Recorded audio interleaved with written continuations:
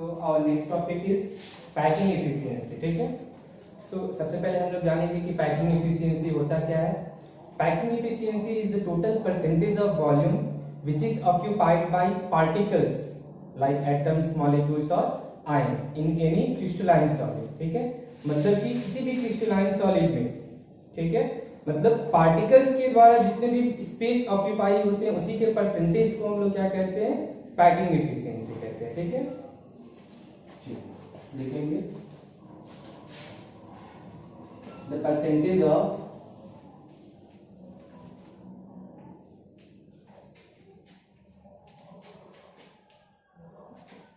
volume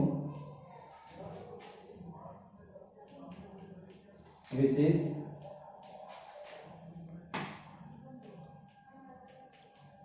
occupied by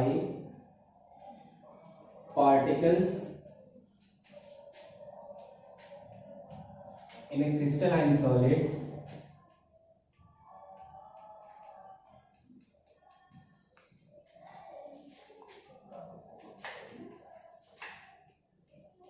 is called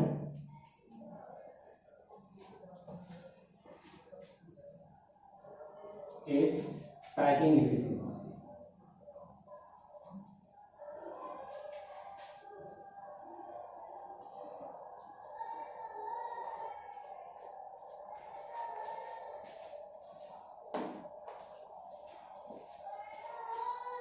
ठीक है. देखिए इसका मतलब क्या हुआ कि let us assume we have a unit cell.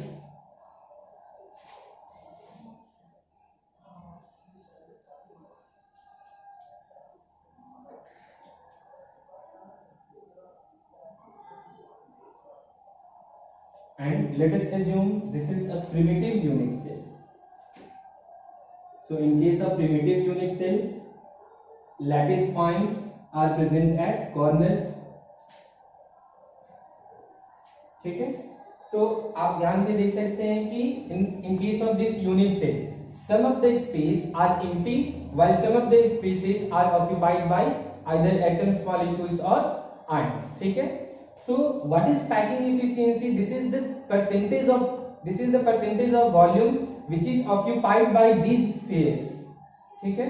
मतलब क्या हुआ कि इन स्फीयर्स के द्वारा जितने भी वॉल्यूम ऑक्यूपाई किए गए हैं उन्हीं की परसेंटेज को हम लोग क्या कहते हैं, पैकिंग एफिशिएंसी कहते हैं. ठीक है. देखिए इसको कैलकुलेट कैसे करेंगे.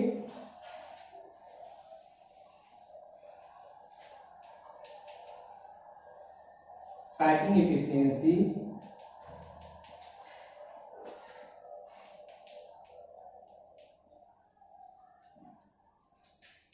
this is the volume of spheres. ठीक है. ध्यान रखना है कि यहाँ पे स्फीयर्स का मतलब क्या हुआ, आइदर एटम्स, मॉलिक्यूल्स और ions, divided by volume of unit cell multiplied by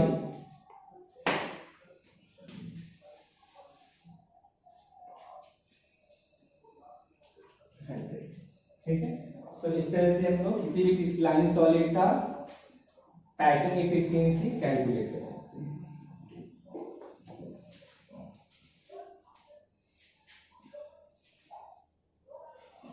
volume which is occupied by spheres divided by total volume of unit cell multiplied by 100.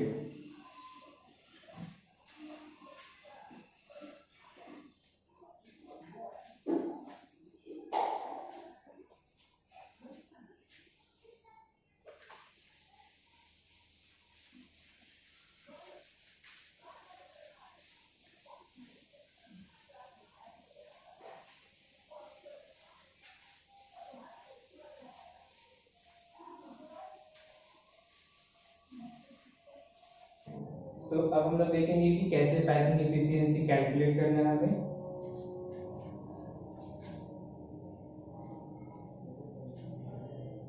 So our next heading is calculation of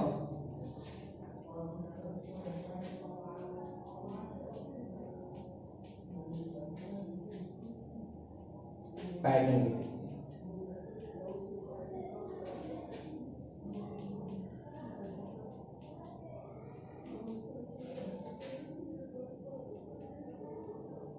ठीक है, अब हमें देखना है कि किसी भी crystalline solid का या फिर किसी भी यूनिट सेल का हमें पैकिंग एफिशिएंसी कैसे कैलकुलेट करना है। ठीक है, let us assume this is one of the unit cell.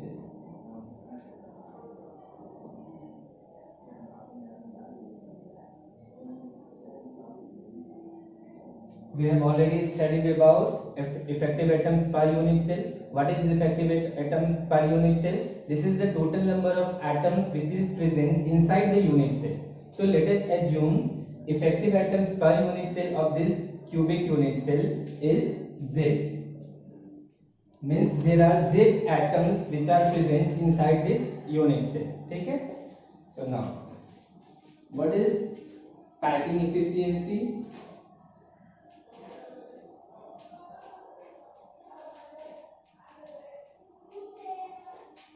This is the volume of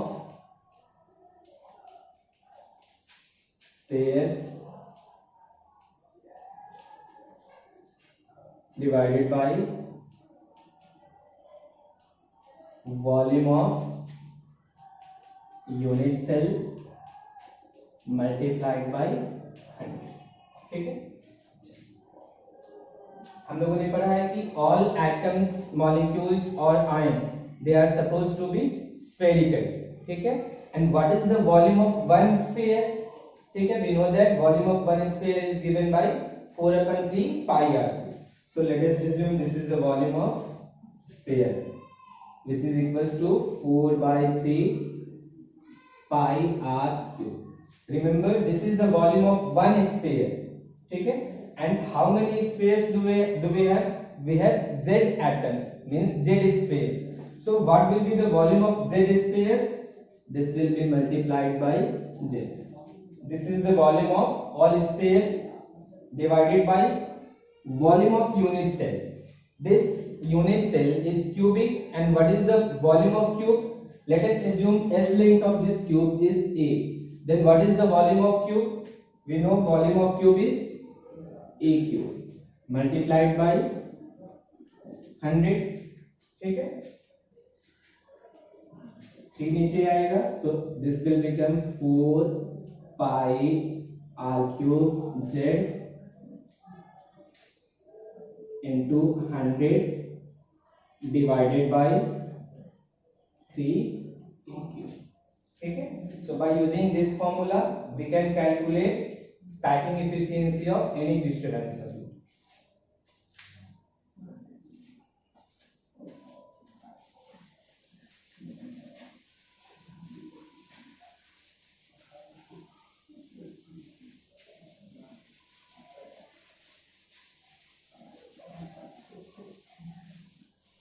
ठीक है, चलिए एक दो कैलकुलेट करेंगे हम लोग।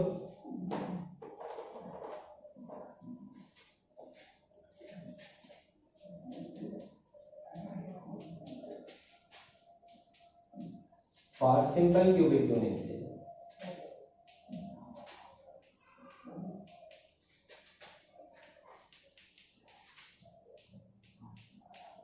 ठीक है, we are supposed to calculate packing efficiency of simple cubic unit cell.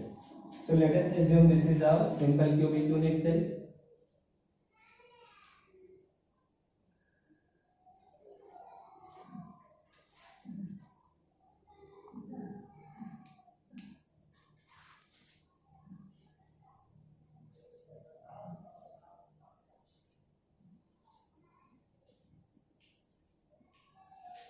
This is our simple cubic unit cell.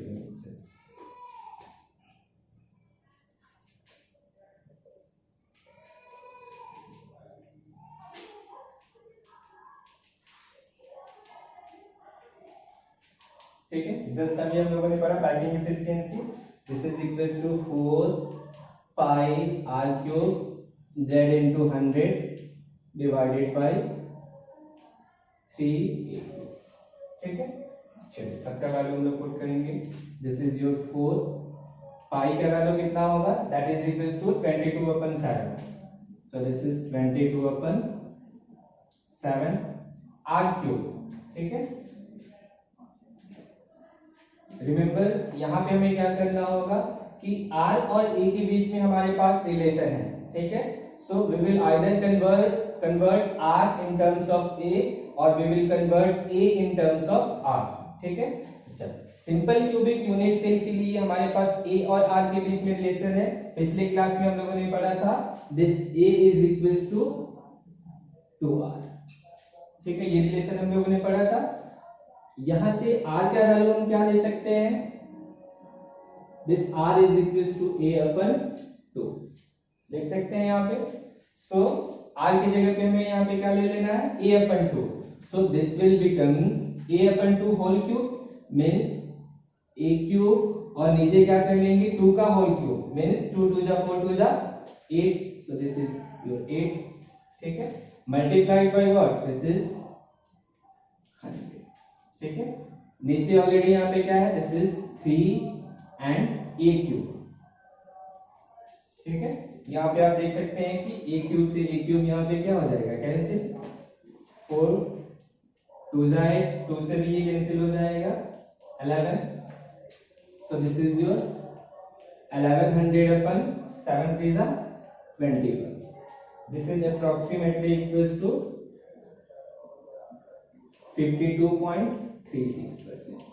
So the packing efficiency of simple cubic unit cell is 52.36% approximately.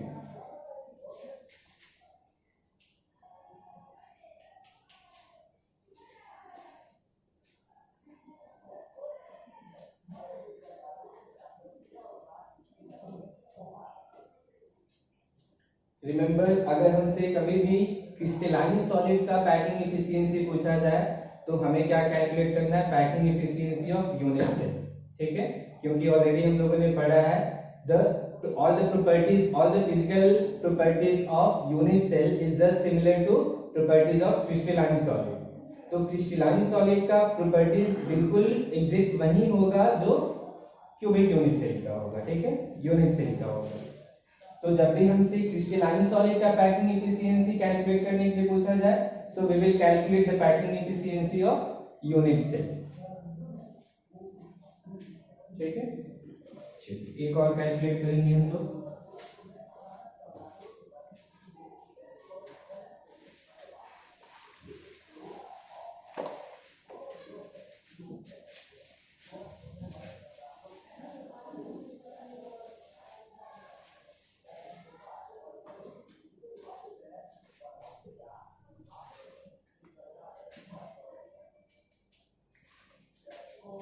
For body centered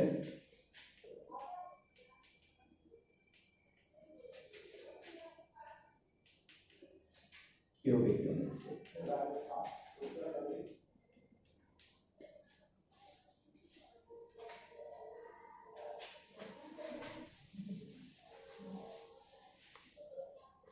ठीक है। Formula हमारे पास नहीं रहेगा, लेकिन देखिए कि body centred cubic unit cell में हमारे पास ए और आर के बीच में जो भी रिलेशन है दैट विल बी चेंज।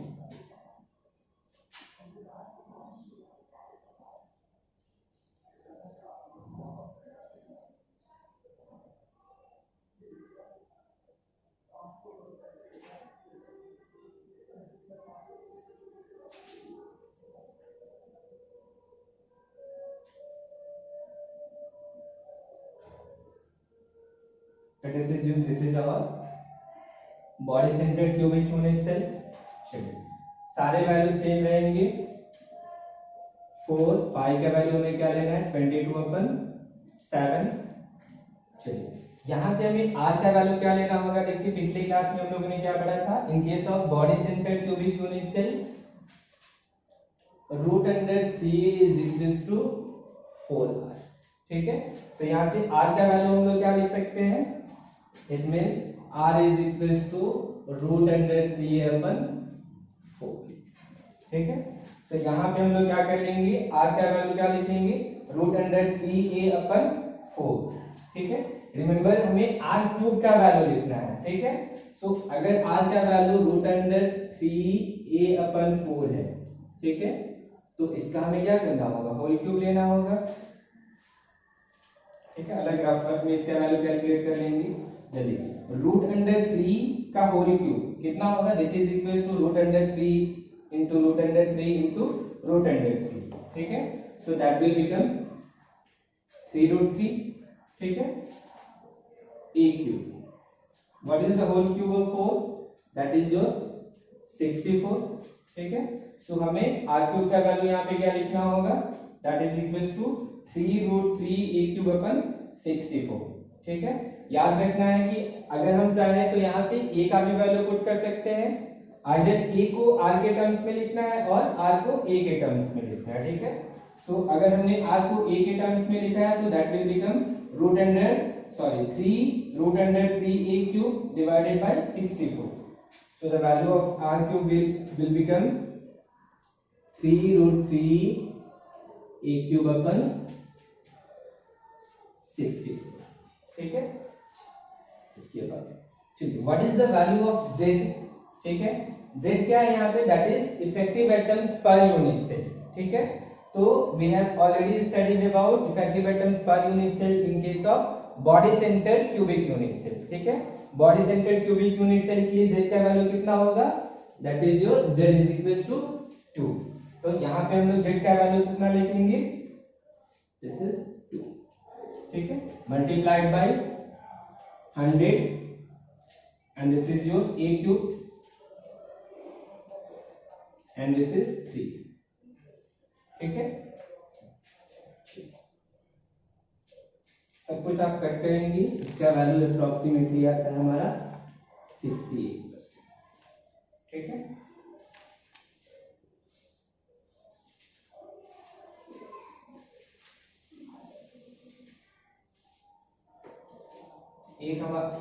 एक होमवर्क रहेगा आपका एग्जाम्पल थर्ड, आपको कैलकुलेट करके आना है for face centre cubic unit cell,